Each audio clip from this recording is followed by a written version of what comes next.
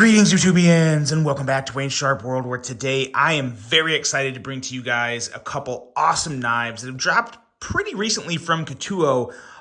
These are, I would call them upgraded budget versions of previously premium knives, if you're following me. I have reviewed this knife before, but not in this configuration. These are two new models of the Katuo Yakuza. And I'm telling you guys, what Katuo is doing here, I hope they do this with every one of their knife models. And I've already, first of all, let's get this out. Katuo does a good job with their packaging. The padding they put these knives in is like completely form fit. So your knife will arrive to you in perfect condition, I can promise you that. But let's take a look at these guys here. Beautiful blades, slicey compound grinds, and as you can see, they still look amazing. They still, in my opinion, have a premium feel, and some parts of it are kind of premium. The quality of the grind, the carbon fiber, there is a lot to love about these knives at a very, very nice price. But before I go too deep into this review, I want to thank you guys for tuning in today. If you like what you see, do me a huge favor, hit that subscribe button, follow along, and I will continue to bring you the content. Now, let's take a look at some overall specs on both of these knives right here.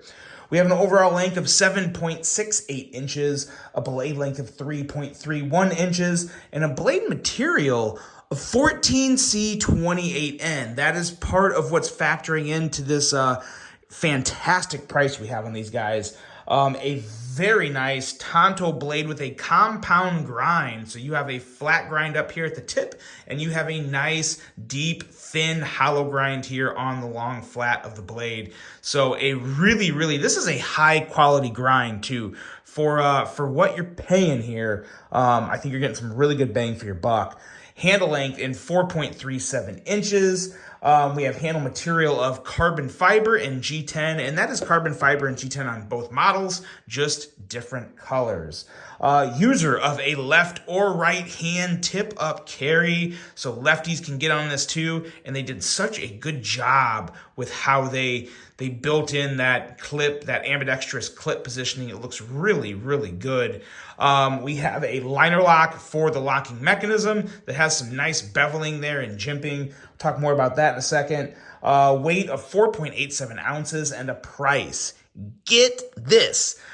This is a lot of knife here, guys, and you can get this for $119.99. So $120 for these knives.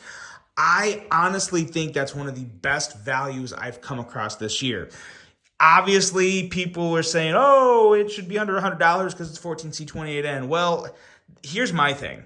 One, you have a more premium grind. And I say premium because it takes more time to do a compound grind. Time equals money in production. That's really important to remember, not for anything. Everyone knows time is money. Instead of just putting on one flat grind all along this thing, there's two stations or two positions, two processes of grinding this blade. You have the hollow grind, you have the flat grind, you even have that nice little swedge up there on the blade. That all takes time, guys. It all takes time, and that will equate to a little more money. That's part of why, in my opinion, this is coming in at over $100, and it's also why I'm totally fine with the $120 price tag. You also have real carbon fiber here up along the kind of the full bolster area, which is very nice carbon fiber. Flawless, very nice finish. I think it works really well with the G10. The G10 kind of has that grainy look to it that I love on all, and I've never had a knife in G10 with this kind of finish that I didn't like. I think the black one is pretty stinking awesome. I think the bluish gray one is also really good because it works well with the black and the satin blade. There's 4 total options here. You can get this version as you see it, or this version with a black blade, or this version as you see it, or this version with a satin blade like you see on this version. So 4 options. I don't think you can go wrong with any of them, to be honest. At first, I was really digging the all black, but the more I look at it, the more I'm really loving this bluish gray. It's not too blue. It's not fully gray. I really, really like the slight little pop of kind of color, but still playing along that neutral line. I think it looks really good. I think they both look really good. And outside of that, this is the exact same Yakuza that I love from the original premium version that Couture brought to us. That was much more expensive. I want to say that was like $275 or $300. It's a pretty expensive knife. So to get a knife that is basically the same design, just a different lock and some different materials for 120 bucks, sign me up. I fully support that. I love it. I hope Couture does this with all of their premium versions, because they make amazing knives. But just like Riot and Bestech and all the other more expensive knife manufacturers, you're just not going to appeal to everybody. But for 120 bucks, you will appeal to a lot more people. And I think a lot more people would really, really enjoy this. And I think that is going to be the case as this knife kind of moves on, or not moves on, but continues to grow and maybe some popularity. It's a good one. And let's see, what this knife reminds me of is, I just had it, here it is, the Spyderco Shaman. Now, why does the Yakuza remind me of the Shaman?